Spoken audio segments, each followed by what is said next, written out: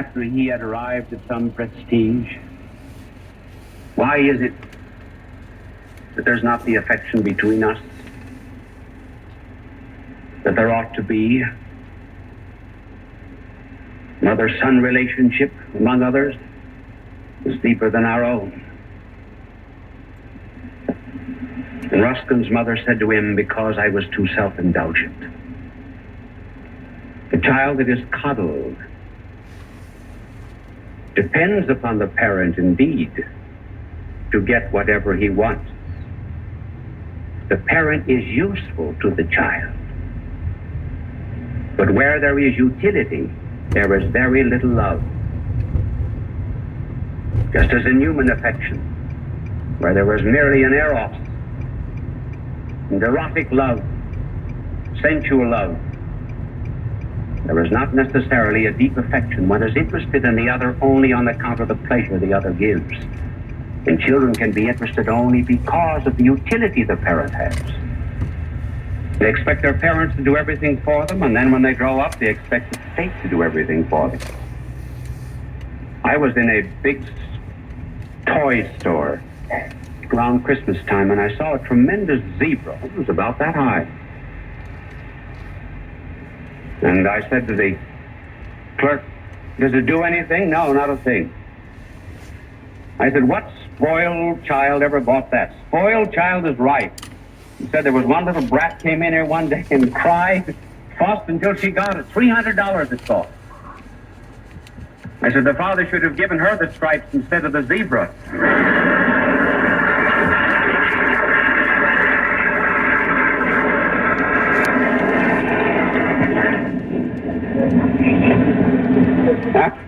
Apropos of the child who was spoiled, did you hear about the boy who was being asked by a social investigator, where is your father? In the penitentiary. Where is your mother? Out on parole. Where's your sister? She's in the juvenile court. Do you any other brothers or sister? Yes. I have a brother Spike. He's at Harvard. At Harvard? Yes. What's he studying? He's not studying. They're studying him.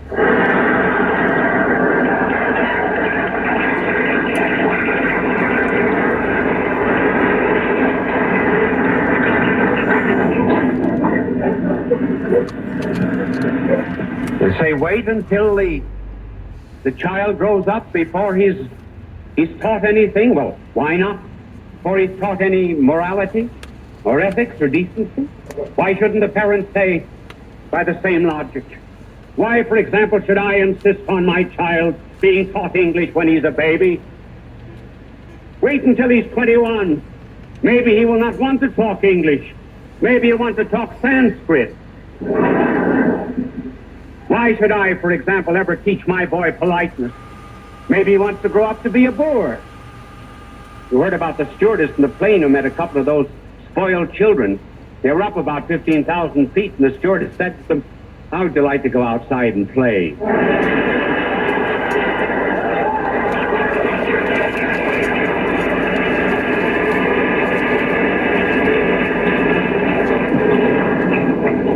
If a child, for example, is not cared for physically, suppose the little bones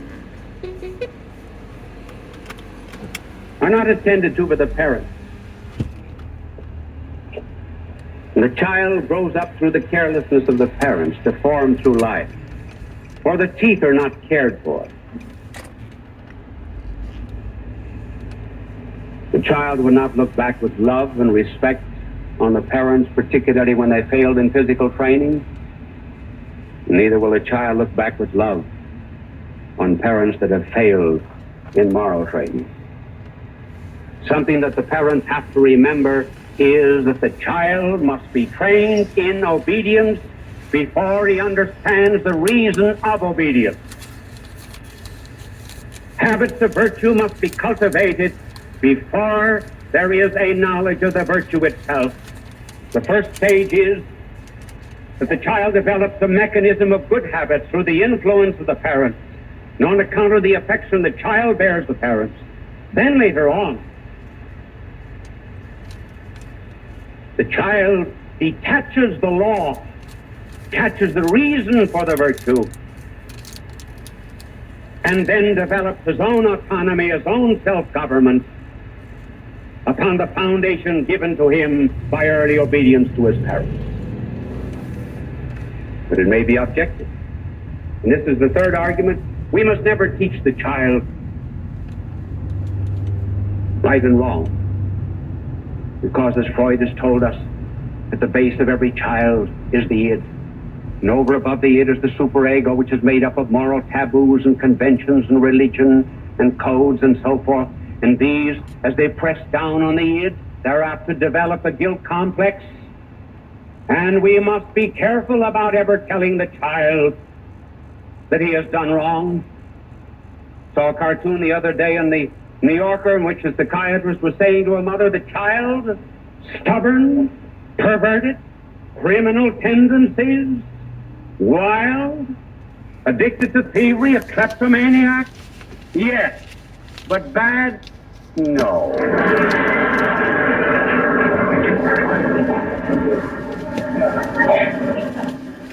So they're afraid of the guilt complex, and they might say if we ever tell our child the difference between right and wrong, we'll have the highways of the United States strewn with psychoanalytic culture. Well, the difference between right and wrong has to be taught the child. He already has an instinct anyway for what is right. But this idea, assuming the child must never be taught the difference between right and wrong, is based upon the very false assumption that every instinct of the child is right and good. There is such a thing as right and wrong. A broken bone, for example, pains because the bone is not where it ought to be. The conscience can pain too because the conscience is not where it ought to be. I have here a little letter from a little girl aged 10. Little Judy is her name. This girl must come from a fine family. I do not know them. But here's a child well trained. Dear Bishop, I would like you to help me solve a problem. I hate to admit it, but I have a guilty conscience. Our family got a big box of chocolate candy, and my mother gave us each 2 pieces of chocolates and said, that's all, and put the box on the desk. And after a while, when I got a chance, I took some. I didn't mean to be a naughty girl, but I like chocolates very much. It was wrong for me to do that, wasn't it? Thank you. Sincerely yours, Judy. Here is a quarter, so I will make up for it and not buy chocolate.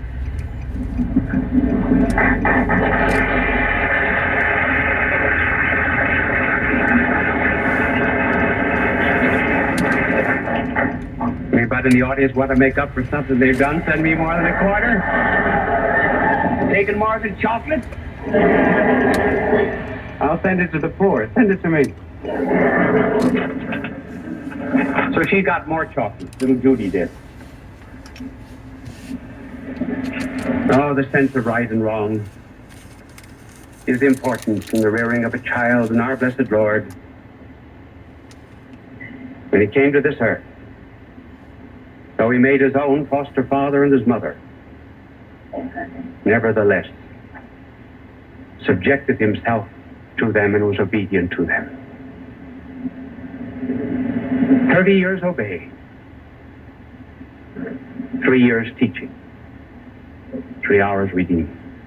Thus he put a premium upon obedience. So the secret of the home is for the parents to say to the children, you must obey me because I am responsible to God for you. He gave you to me as so much clay, and I must mold you in his image. And then as regards the child will say in his own heart, I must obey my parents because in the home, the parents take the place of